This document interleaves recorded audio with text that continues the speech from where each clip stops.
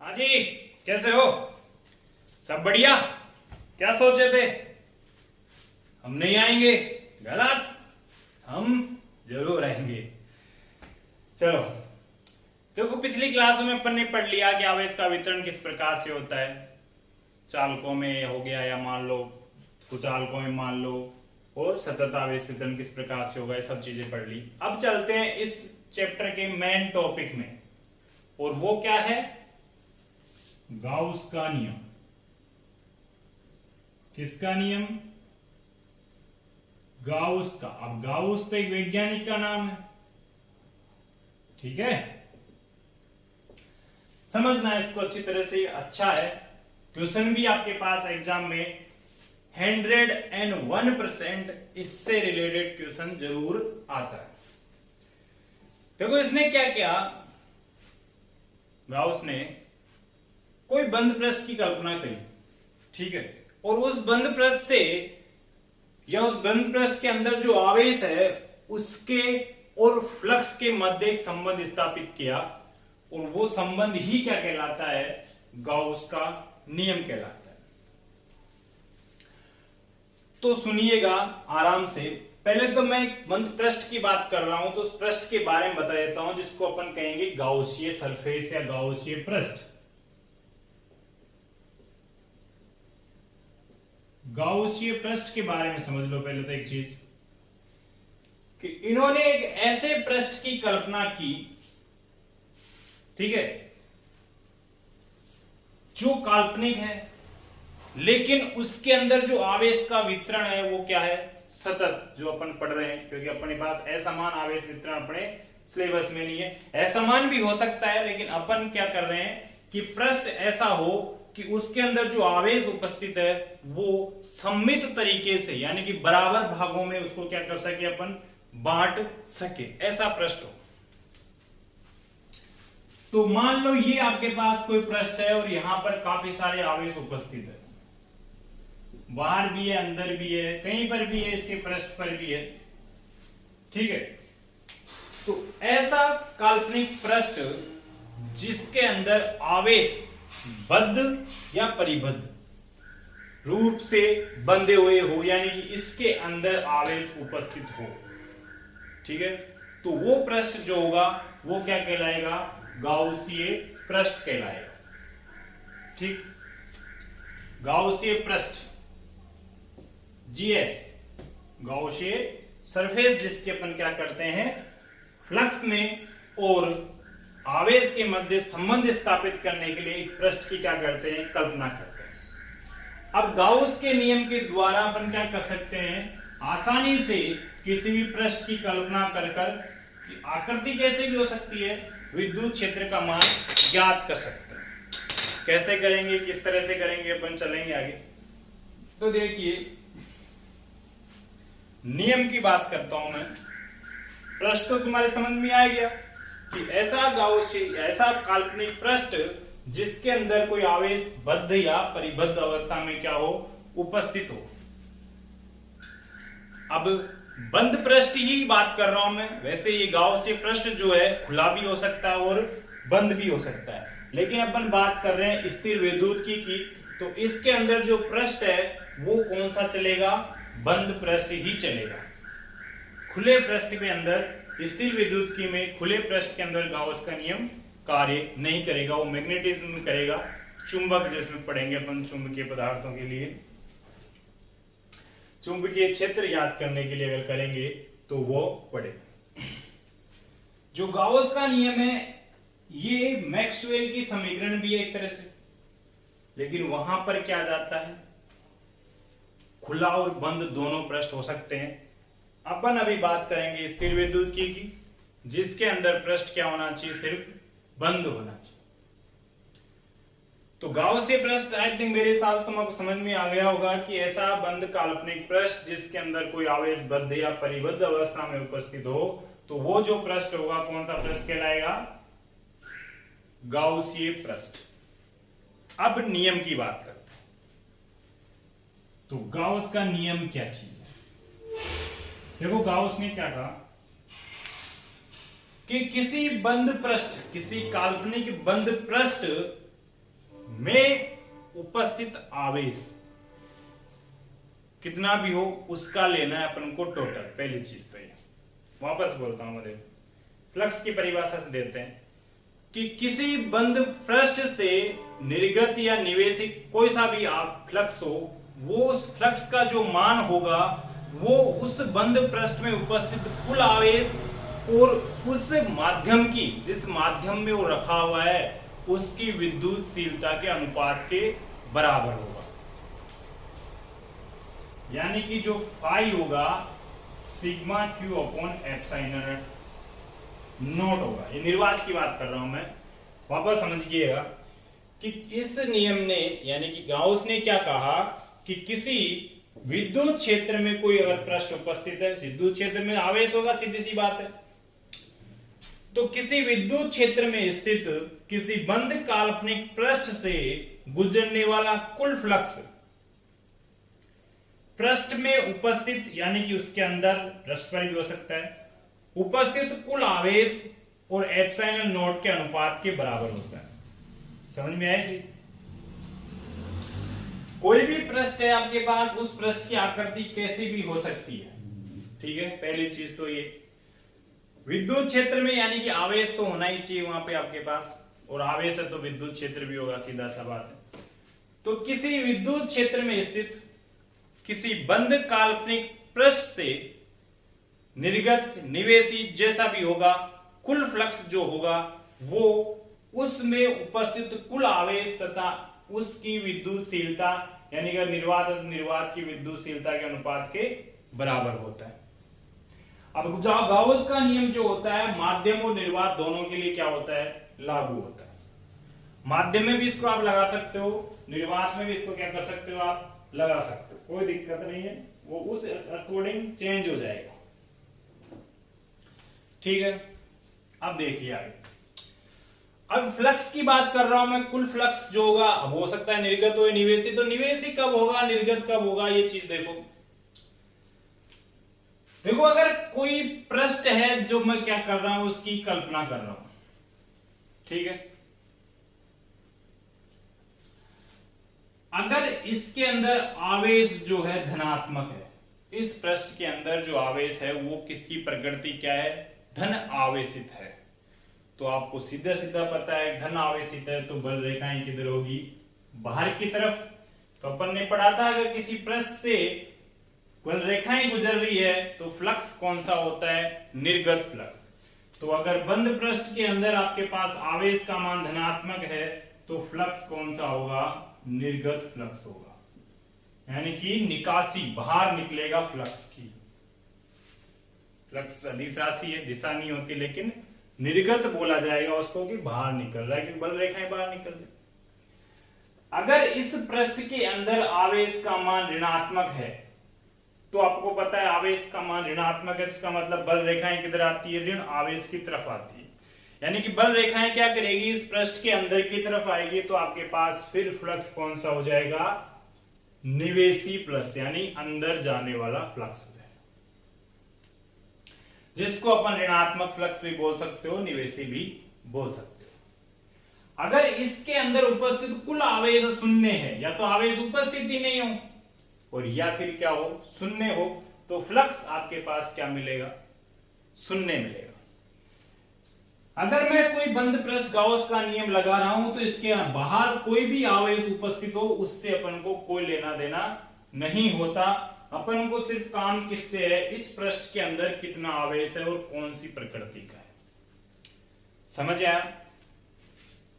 यह है गाउस के नियम की मेन डेफिनेशन, कि किसी विद्युत क्षेत्र में स्थित किसी बंद काल्पनिक पृष्ठ से गुजरने वाला कुल फ्लक्स, अब गुजरने वाला हो या प्रवेश करने वाला हो, जो कुल फ्लक्स होगा वो उस पृष्ठ पे उपस्थित कुल आवेश तथा निर्वात की विद्युतशीलता एप्सिलॉन नॉट के अनुपात के बराबर होता है, यानी कि फाई बराबर हो गया आपके पास sigma Q upon epsilon naught. अब एप्सिलॉन नॉट चाहो तो तुम मान रख सकते हो, क्योंकि अपन को पता है कि के बराबर, जो कूलाम के नियम में पढ़ा था वो कितना था, के बराबर 1/4 पाई एप्सिलॉन नॉट। तो 1/ε0 की जगह आप क्या लिख सकते हो 4 पाई के। तो फाई बराबर आप लिख सकते हो 4 पाई के सिग्मा क्यू। इस तरह से भी आप गाउस के नियम को क्या कर सकते हो लिख सकते हो, कोई दिक्कत है। अब देखिएगा इधर आप इसको दूसरे तरीके से भी लिख सकते हैं। देखो मैंने फ्लक्स तुमको बताया था, तो फ्लक्स क्या था फाई बराबर ई ds। ये था किसी पृष्ठ के लिए कुल फ्लक्स निकाला था अपन ने, ये निकाला था ना, फ्लक्स पढ़े थे अपन, डायरेक्शन है सदिश आपके पास। और यहां पर आप बंद पृष्ठ लेते हैं इसलिए यहां पर क्या लगा देते हैं गोला, अगर गाउस के नियम से निकालें तो फाई बराबर ईडीएस फ्लक्स ये होता है अपन पता है, ये पृष्ठ के लिए कुल हो गया, कुल पृष्ठ में जितना भी था। गोला मैंने से लगा दिया क्योंकि अगर गाउस का नियम मैं ले रहा हूं तो इसको बंद पृष्ठ के लिए बंद पृष्ठ को दर्शाएगा। तो ये फ्लक्स ही किसके बराबर होगा इसके, तो गाउस के नियम को एक अन्य रूप में आप ऐसे भी लिख सकते हो।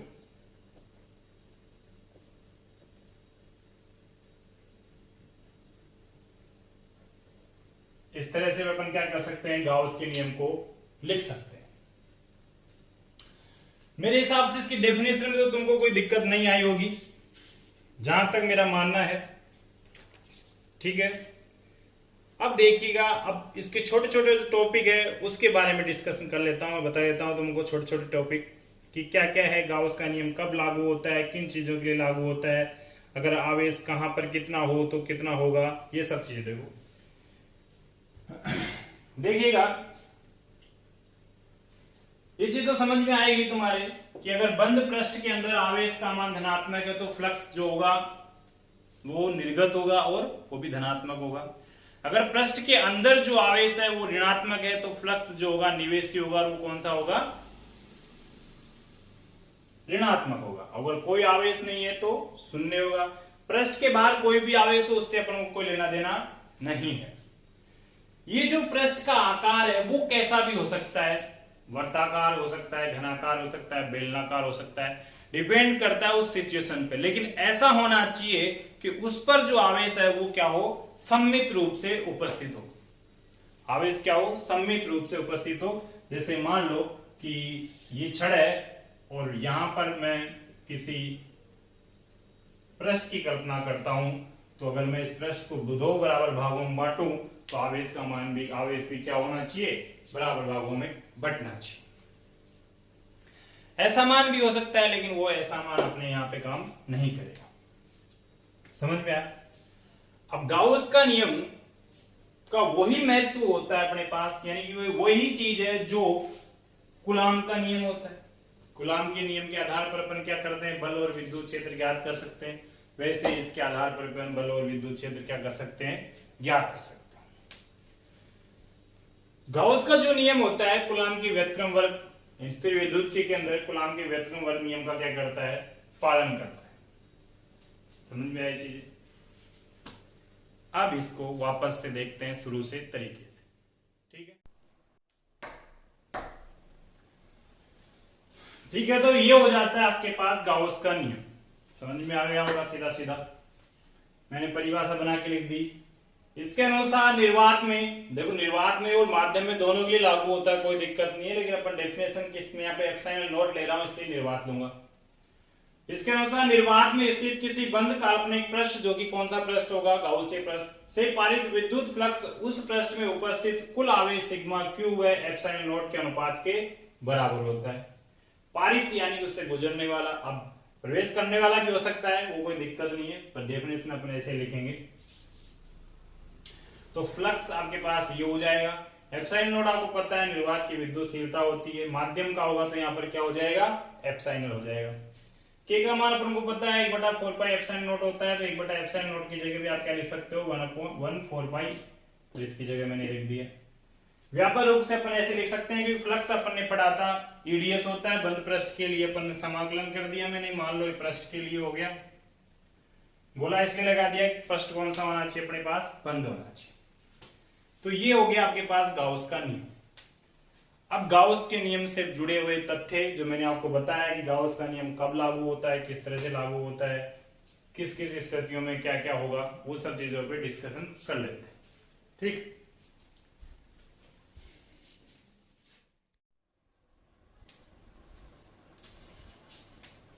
थोड़ा सा मैं गाउस के पृष्ठ के बारे में बता देता हूं वापस। विद्युत क्षेत्र में स्थित वह काल्पनिक पृष्ठ जिसमें दिया गया आवेश परिबद्ध या बद्ध अवस्था में यानी उसके अंदर उपस्थित हो, तो पृष्ठ जो होता है गाउस के पृष्ठ होता है। ये पृष्ठ खुला भी हो सकता है और बंद भी हो सकता है, लेकिन अपन खुला पृष्ठ जो होगा वो चुंबकीय में आएगा, चुंबकीय क्षेत्रों के लिए, बंद ही आएगा सिर्फ स्थिर विद्युत के लिए। ठीक है, चलो तो मैं गाउस के नियम की कुछ महत्वपूर्ण बिंदु लिख देता हूं।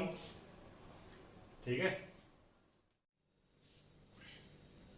चलो तो आगे देखते हैं अपन कि गाउस का नियम से संबंधित मुख्य तथ्य या मुख्य पॉइंट क्या क्या हो सकते हैं, ताकि माइंड में रह जाए। मैं लिख तो दिया एक बार, वैसे मैंने बोल दिया सब, लेकिन फिर भी देखिए, पहला मैंने लिखा है गाउस का नियम केवल उन्हीं क्षेत्रों के लिए लागू होता है जहां पर कूलाम का नियम क्या होता है, लागू होता है।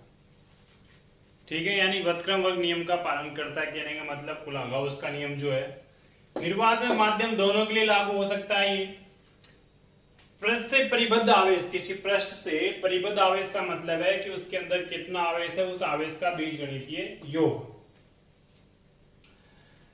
पृष्ठ से जो निर्गत फ्लक्स होगा, ये निवेशी होगा, निर्गत होगा, कुछ भी होगा, उस पृष्ठ के आकार आकृति पर निर्भर नहीं करता। पृष्ठ का आकार कैसे भी हो सकता है, गोलीय भी हो सकता है, बेलनाकार भी हो सकता है। ठीक है, ये सिर्फ निर्भर करेगा कि उसके अंदर जो आवेश है उसकी प्रकृति क्या है, यानी धनात्मक या ऋणात्मक है, उसकी मात्रा कितनी है, और वो माध्यम कौन सा है, निर्वात है या कोई माध्यम है, उस पर निर्भर करेगा। यदि आपके पास कुल आवेश का मान जो धनात्मक होगा, यदि पृष्ठ के अंदर जो कुल आवेश है धनात्मक होता है, तो फ्लक्स क्या होगा, निर्गत होगा, यानी कि फ्लक्स भी धनात्मक होगा। यदि कुल आवेश का मान आपके पास ऋणात्मक है, तो आपके पास फ्लक्स क्या होगा, निवेशी होगा। ठीक है, और अगर आपके पास पृष्ठ के अंदर आवेश शून्य है, तो फ्लक्स भी क्या होगा, शून्य होगा। इसलिए विद्युत के अंदर गाउस का जो नियम होता है केवल खुले पृष्ठों के लिए लागू होता है, बंद पृष्ठों के लिए लागू नहीं होता है। अगर कोई गाउसीय पृष्ठ है, उसके अंदर एक या एक से अधिक द्विध्रुव है। अब द्विध्रुव आपको पता है कि दो आवेश होते हैं, उसके अंदर अत्यल्प दूरी पर रखे थे, दोनों का परिमाण समान होता है, लेकिन दोनों का परिमाण समान होगा, लेकिन प्रकृति भिन्न भिन्न होती है, यानी एक पॉजिटिव और एक नेगेटिव, दोनों एक दूसरे के प्रभाव को नष्ट कर देंगे। इसका मतलब कोई आवेश नहीं रहेगा, कोई आवेश नहीं रहेगा, तो उसके अंदर फ्लक्स कितना होगा, शून्य होगा। तो यदि गाउसीय पृष्ठ में एक या एक से अधिक द्विध्रुव हो, तो फ्लक्स कितना होता है, शून्य होता है।